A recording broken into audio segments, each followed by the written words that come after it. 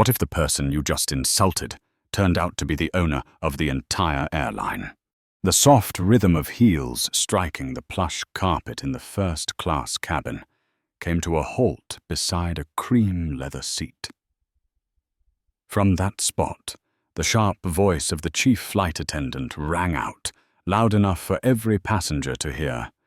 "This is my final warning.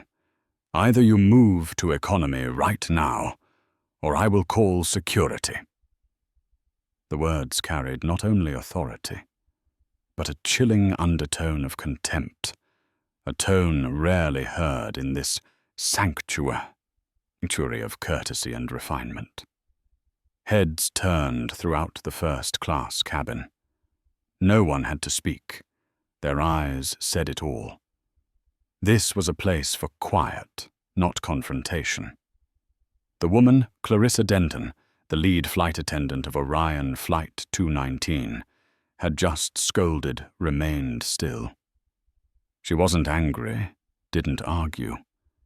She simply looked up, her eyes deep and serene like still water, locking gaze with the woman standing before her. Celeste Morgan, dressed in a navy blue tailored suit with her natural curls pinned into a neat bun, presented an image of composed elegance. She spoke one simple sentence. "As I said, this is my seat." Though spoken calmly, her voice cut through the cabin air with stunning clarity. A few passengers winced, not because of Celeste, but because her unshakable confidence made Clarissa's warning feel all the more misplaced.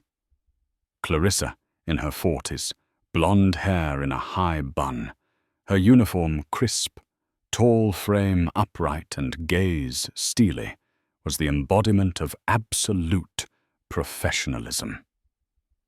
Yet at that moment, that very perfection seemed to crack. She clenched her jaw, fingers gripping the passenger manifest. Staring at the name Celeste Morgan, she simply could not accept that a black woman, wearing no designer jewelry, unfamiliar to her world, could be sitting so comfortably in a seat usually reserved for billionaires. "I believe you're in the wrong seat," Clarissa said, voice even, but laced with meaning. "This area is reserved for our most exclusive guests." Still, Celeste didn't flinch. She sat tall, gaze unwavering. "I suggest you double-check your manifest before making assumptions." Inside this luxurious space, where champagne was never allowed to run dry, and polished silver trays glided to soft jazz tunes, a quiet clash had begun. A confrontation between prejudice and dignity, between self, assigned authority, and earned presence. And as curious passengers peeked, some secretly recording, others whispering about the mysterious woman, Celeste calmly turned toward the window. She placed her fingers on her phone, typed a brief message, and set it down without a sound. A small gesture, but one that would mark the beginning of the storm to come. The first-class cabin of Orion Skyways was often described as a floating oasis in the sky, where everything was designed to indulge a sense of absolute power. Seats reclined into full beds, velvet curtains created private enclosures, soft jazz drifted down from the ceiling like a breeze, and wine glasses were refilled the moment a guest's gaze merely brushed the rim. But now, that atmosphere seemed frozen. Clarissa Denton, following the tense exchange, turned away silently. Her lips curled into a practiced half of a smile, but her eyes were as cold as steel. Rather than continue the confrontation, she walked over to the couple seated across the aisle, Mr. and Mrs. Sanderson, loyal customers of the airline for over 2 decades. "Is everything to your liking? "Would you care for another glass of Burgundy?" she asked, her voice smooth as velvet. Mrs. Sanderson nodded politely, but the moment Clarissa turned, her expression shifted to one of unease. A question slipped from her lips, soft as a breeze but sharp as a blade. "Who is she?" "That black woman." Remarkably composed. Across the aisle, a middle-aged man in a grey suit, clearly a seasoned executive, leaned toward his travel companion and whispered, "I've noticed from the beginning. She's not nervous, not scanning the room. That posture, you only sit like that if you've flown first class more times than you can count." The other man nodded. "And the flight attendant, something feels off. Like she's trying to push someone out without realizing she might be making a grave mistake." While those hushed exchanges rippled quietly through the cabin, Celeste Morgan remained still, her eyes following the swirling clouds outside the window. Her posture was calm, one wrist resting lightly on the armrest, her expression entirely unbothered. That very stillness only made the air more electric. Clarissa could feel the rising stares and scrutiny, yet rather than pause or reconsider, she gripped the passenger manifest tighter, her gaze hardening. In her mind, anger had begun to fester, not just from feeling questioned, but from the realization that her command over the sanctity of first class was slipping. Clarissa still believed she was right. She didn't know she was about to take another step forward, a misstep from which there would be no return. Across the cabin, Celeste lightly touched her phone, where a new message had just appeared from an address ending in portaviation.intuil. She didn't open it, didn't rush. She simply closed her eyes for a breath, then opened them, steady and forward, facing. The storm had not yet arrived, but the sky had begun to change. Clarissa Denton had dealt with some of the most difficult passengers, hot-headed billionaires, demanding celebrities, but none had ever made her feel as off balance as the woman sitting silently in seat 1A. She moved slowly down the aisle, flashing her standard smile at each passenger, as if the earlier incident had never happened. Outwardly, she performed her role as the model flight attendant flawlessly. But inside, her pride was quietly burning. Toward the end of the cabin, she stopped to serve a group of young passengers requesting cocktails. "Of course, please enjoy yourselves. We also have Dom Pérignon champagne available today, should you be interested." Her voice was honeyed, her demeanor gentle, and her eyes flicked briefly toward Celeste, delivering an unspoken message. The difference between being served and being scrutinized lies in just a few subtle expressions. What she didn't know was that her every move was being watched more closely than ever. In a corner near the lavatory, a young man, an audio tech from a media company, had quietly turned on his phone's recording function. Not out of curiosity, but because of the look in Clarissa's eyes when speaking to each person, warm toward white men, pleasant with the wealthy, yet cold and full of judgment toward the only black woman on board. On the opposite side of the cabin, Celeste remained perfectly composed, her gaze soft but discerning. In her hand, her phone vibrated once more. This time, a message flashed briefly on the screen. "Response from the executive board chair has been sent. Do you need immediate intervention?" Celeste locked the screen, choosing not to respond. She knew this was still part of the test. She wanted to see just how far this woman would go in her performance. Clarissa now approached Celeste again, bringing nothing but a strained smile and a hint of reluctance in her every step. This is your final warning. If you don't move to the economy cabin, I will be forced to notify the captain." Her voice sliced through the quiet like a cold, thin blade. Celeste turned to look at her, her eyes lighting up not with anger, but with something closer to regret. "I hope you understand that you're standing at a crossroads. Either verify the truth or continue down a path built on false belief. Only one of those paths leads anywhere." But Clarissa didn't reply with reflection. She turned on her heel and walked away, convinced she had just won. A small victory. And that is exactly why she failed to notice the entire cabin was slowly tilting toward Celeste. Not with words, but with glances, quiet observations, and an unease in the air that was growing thicker by the second.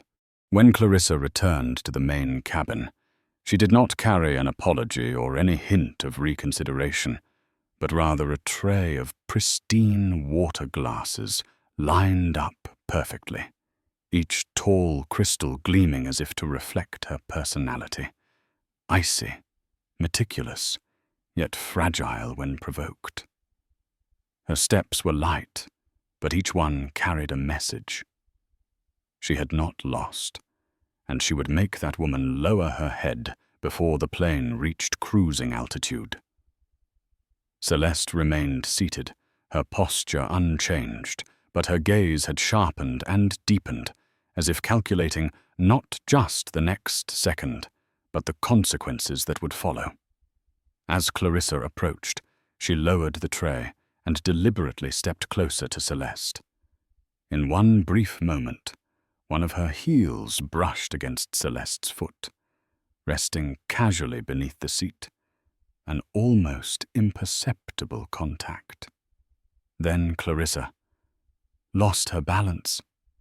The tray tilted suddenly. The glasses of water spilled in a rush, soaking Celeste's skirt and blazer, splashing onto a nearby passenger, causing a child to cry out from the cold. "Oh my God, why did you stretch your legs out like that?" Clarissa exclaimed, her voice feigning panic, though her eyes sparkled with a glint of satisfaction. Murmurs spread through the cabin.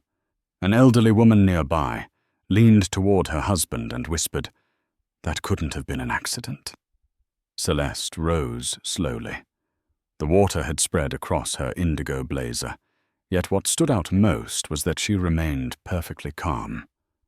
No sighs, no accusatory looks.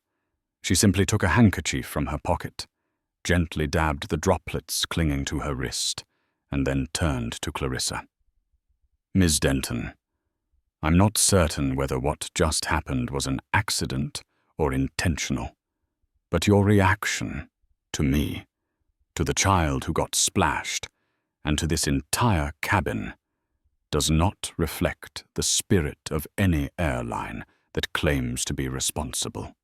Her voice was even, clear, never raised, but each word cut through the air in a way that made it impossible to ignore. A man in a dark blue suit, clearly a senior executive type, gave a subtle nod. He whispered to his companion, "She's no ordinary passenger. There's a certain authority about her."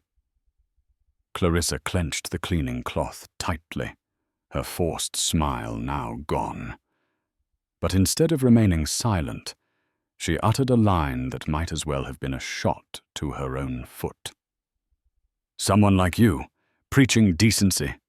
You should feel lucky just to be sitting here." Those words, contemptuous, condescending, and dripping with prejudice, rang out in the cabin like a warning bell. A woman wearing a string of pearls, who had until now remained quietly observant, finally turned and spoke clearly. "I believe we're witnessing a blatant act of disrespect." And at that very moment, the balance of the cabin shifted entirely. There were no more doubts, no more silence. Clarissa Denton had crossed a line without realizing that, from this point forward, her every move would no longer be a personal matter between her and Celeste, but a test for the very system she was representing. The silence in the first-class cabin was no longer a mark of luxury, but a dense, suffocating stillness, like the heavy air before a storm. Celeste Morgan stood there, still soaked from Clarissa's so-called accidental slip. Yet not the slightest hint of anger showed on her face. Instead of reacting, she calmly reached up and brushed a damp strand of hair from her cheek, as if she had merely been caught in a light drizzle. That composure drove Clarissa mad. There was no one to scream at, no one to lash out at, and she couldn't stand the silent stares now fixed on her from every row. Then suddenly, she did something no professional airline staff would ever dare to do. She raised her hand and slapped Celeste hard across the face. The sharp sound of the slap cracked through the air like a whip, leaving the entire cabin frozen. Passengers nearby gasped. A middle-aged woman clenched her husband's hand tightly, and the boy who had just stopped crying began to tremble again. Celeste's head tilted slightly from the impact, a red mark blooming across her left cheek.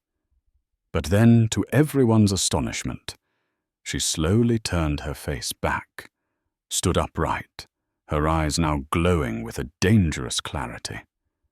There was no rage, no shouting, only the look of someone who knew the line had been crossed and that the moment of reckoning had arrived.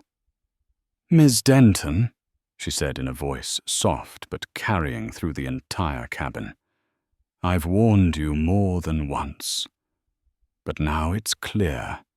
You've just ended your career." Those passengers who had previously remained hesitant now began to speak. A silver-haired gentleman seated mid-cabin stood up.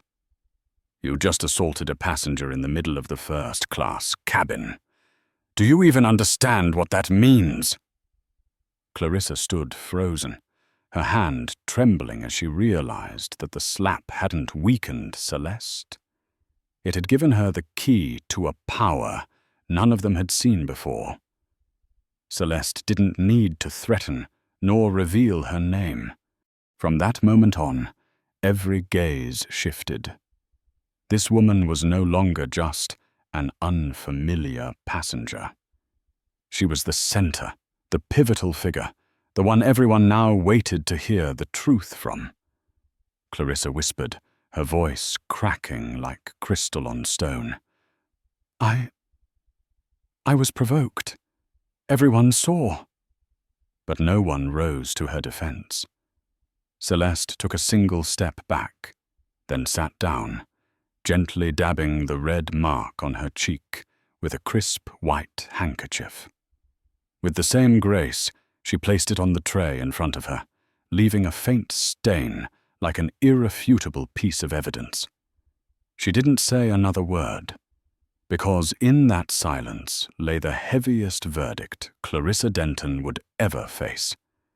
And that moment, like a tragic note in a symphony of fate, would follow her for the rest of her life. The first-class cabin of Flight OR-219 had slipped into a strange state. Not quite chaos, not exactly silence, but a tense hum in the air, like a guitar string pulled too tight, ready to snap into uncontrollable noise. Clarissa stood frozen in the aisle, her hand still trembling after the slap. Passengers began to whisper. A few discreetly raised their phones to record, but no one intervened, because everyone sensed that this was far more than a simple dispute between a flight attendant and a passenger. Seconds later, a soft click echoed from the cockpit door. It opened, and Captain Mark Ellison, salt and pepper hair, stern face, stepped out. It was rare for a captain to leave the cockpit mid-flight, and that alone drew every eye to him. "Ms. Denton," he said, his voice low and sharp as steel. "I've just received an urgent message from headquarters.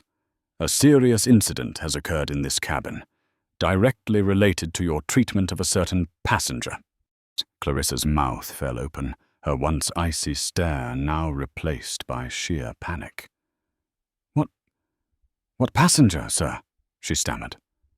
Captain Ellison glanced around the cabin, then slowly turned his gaze to Celeste Morgan, who still sat upright, hands gently clasped in her lap, her expression showing neither resentment nor the need to speak.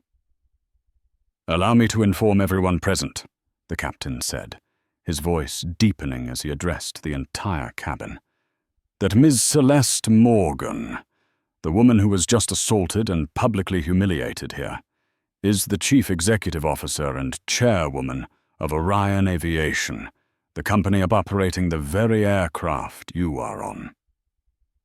A breathless silence swept through the cabin. No one moved, only stunned eyes and the rising quiet of collective realization. The woman who had been soaked, doubted, and slapped was the owner of everything around them.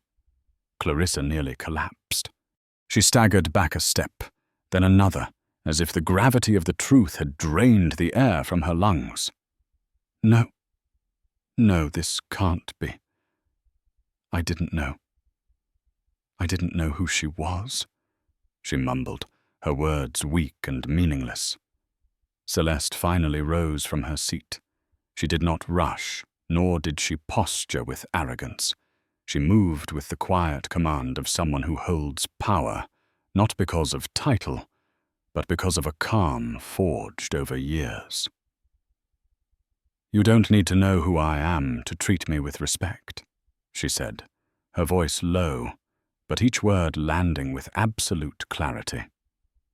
"Because courtesy and fairness should be afforded to everyone, not just those with a title." From the rear of the cabin, a slow, deliberate round of applause began. A middle-aged man, James Halberg, a major Orion shareholder whom Clarissa had once lavished attention on during previous flights, stood and spoke firmly. "I fully support Ms. Morgan. We cannot tolerate discrimination and arrogance for even a second longer on any Orion flight." And in that moment, Clarissa understood. This was no longer a personal mistake. This was a career-ending catastrophe. She had just lost everything, because she failed to see a person for who they truly were, with fairness and respect. Clarissa Denton was now nothing more than a distorted shadow in the first-class cabin that once symbolized her absolute authority.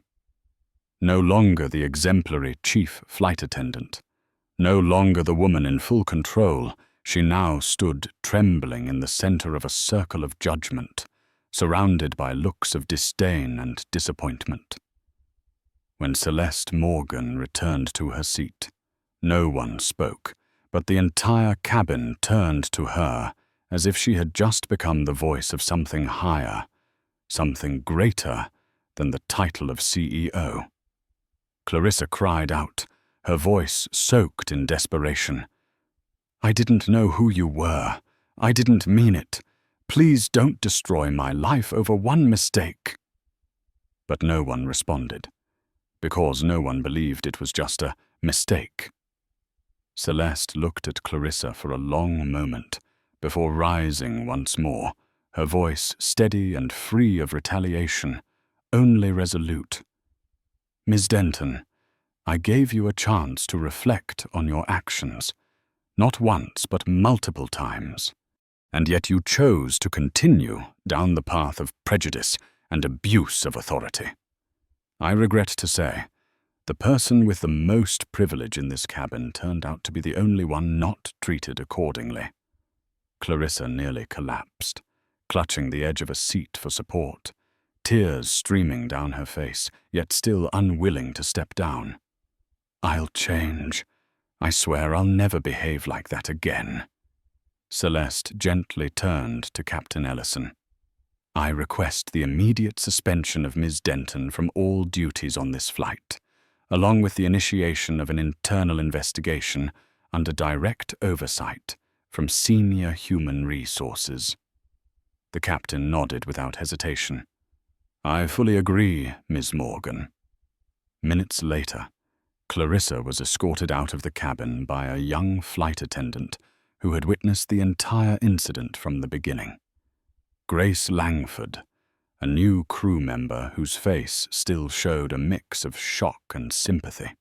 As Clarissa walked away, she was no longer the woman who once commanded the first-class cabin, but simply someone who had just lost herself, not because of a slap, but because of a series of actions that could no longer be justified. Inside the cabin, there was no cheer, no sense of triumph. Only a new atmosphere slowly began to spread, an atmosphere of awakening. And Celeste Morgan understood that what had just unfolded was not merely the end of one person's wrongdoing, but a direct message to the entire service industry. Respect does not require status as proof, and no one has the right to treat others with prejudice simply because they are different. This was not just justice for a single moment. It was a wake-up call for an entire system. Flight OR 219 landed under a gentle sunset glow, but the first-class cabin remained lit by a different kind of light, the illumination of awareness after a moral storm. Clarissa Denton had disembarked in silence, not through the crew exit, but via the rear door, where no one waved and no one said goodbye. The uniform she once wore like a shield of authority was now nothing more than the memory of an era that had come to an end. Meanwhile, Celeste Morgan remained in her seat, showing neither satisfaction nor triumph. For her, this was never about putting someone in their place, and certainly not about proving power. It was a demonstration that justice needs no weapon, only enough courage and resolve to stand tall. After all passengers had exited the plane, Captain Mark Ellison returned to the cabin, standing beside Celeste with a face full of respect. "Ms. Morgan, on behalf of the entire flight crew, I offer my deepest apologies for everything that occurred, and I thank you for upholding not only your own dignity, but also that of those who've never had the chance to raise their voice." Celeste gave a soft smile and shook his hand, without lengthy words or flowery gestures. She knew that the right handshake at the right moment could be the most important shift in a long journey. Just 1 week after the incident, the entire Orion Air system received a special announcement. A large-scale internal training program called Respect First would be officially launched, not just for flight attendants, but for everyone from technical staff to upper management. At the headquarters auditorium in Seattle, Celeste Morgan stood at the podium. Behind her a banner with just 3 words: "We respect you." She didn't recount the incident in detail. Instead, she spoke about the feeling of being judged by appearance, the chilling sting of water spilled without apology, and the sting of a slap from a hand that believed it could never be held accountable. Every word she spoke seemed to soak into the hearts of everyone in the room, not as a lecture, but as a reminder from someone who had been hurt, yet never lost faith. In the front row, Grace Langford, the young flight attendant who had witnessed everything, quietly shed tears. She had just been promoted to lead internal trainer, a personal decision from Celeste herself. When the event ended, the applause did not fade. It wasn't for the CEO's title, but for the spirit she embodied. when pride doesn't come from a business card, but from how we treat the lowest ranking person in the cabin. And from that moment on, the aviation industry was never the same. Not because someone lost their job, but because an entire mindset had been reshaped. Celeste Morgan didn't change the whole world, but she laid a solid stone for those ready to walk forward, a service industry no longer driven by fear, but by understanding. And that, in truth, is the highest flight a human being can take. Several weeks after the shocking incident aboard Flight OR 219, news about Clarissa Denton spread across headlines, not just because she was once the face of Orion Air's international routes, but because of the slap that forced an entire service industry to pause and reflect. The matter did not stay internal. Under mounting public pressure, Clarissa was prosecuted for assault, discrimination in a public setting, and serious breaches of professional ethics. On the day she appeared in court, she looked nothing like her former self, no longer in a crisp uniform, no longer bearing that commanding icy gaze, but rather a worn-out woman with loose hair partially hiding her bewildered eyes. In the courtroom, hundreds were in attendance. Reporters filled the hallway, and in the front row sat Celeste Morgan, quietly observing, not with the posture of a victim, but as someone seeking closure for a systemic failure. When Clarissa was asked to speak, she broke down in tears. There were no denials, no elaborate justifications, only fragmented apologies and teary eyes turned toward Celeste. I thought I was maintaining order, but in truth, I violated something far more precious: the dignity of another human being. The judge, an elderly man with silver-framed glasses and a voice devoid of unnecessary inflection, delivered the verdict. Ms. Clarissa Denton is hereby found guilty of assault and discriminatory behavior in a public setting. She is sentenced to 300 hours of community service, ordered to compensate Mrs. Celeste Morgan for reputational and emotional damages, and required to complete a year-long course in multicultural sensitivity and customer service training. Many considered the sentence lenient, but for Clarissa, it marked the end of any path to redemption in her career.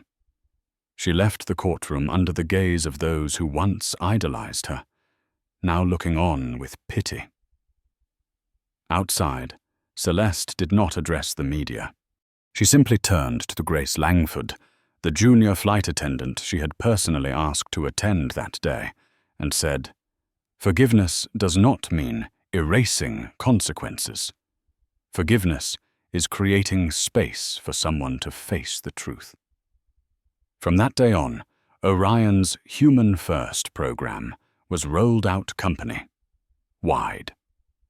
No longer just a theoretical training, every employee was required to attend open dialogue sessions and share their experiences of being judged or stereotyped, from janitors to regional managers.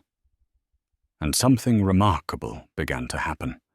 More voices were heard, judgmental glances gradually faded, and the smiles on flights no longer served as marketing tools. They became true expressions of kindness.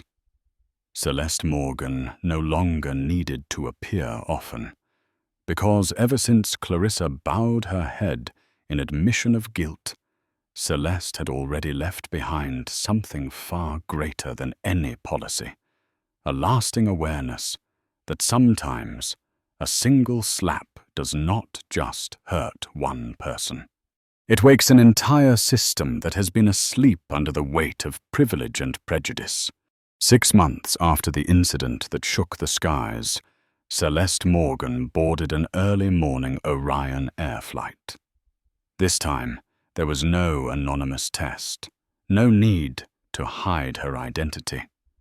But what she carried with her now was something else entirely, a renewed belief in what she had spent years quietly nurturing, a culture of respect built from the ground up.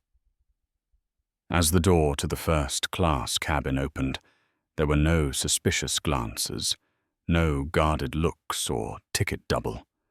Checks. The lead flight attendant, none other than Grace Langford, greeted her with a warm smile. "Welcome back with us, Mrs. Morgan. It's our honor to serve you today." A simple statement, but to Celeste it was a sign that the movement she had started was beginning to echo back. She glanced around the cabin.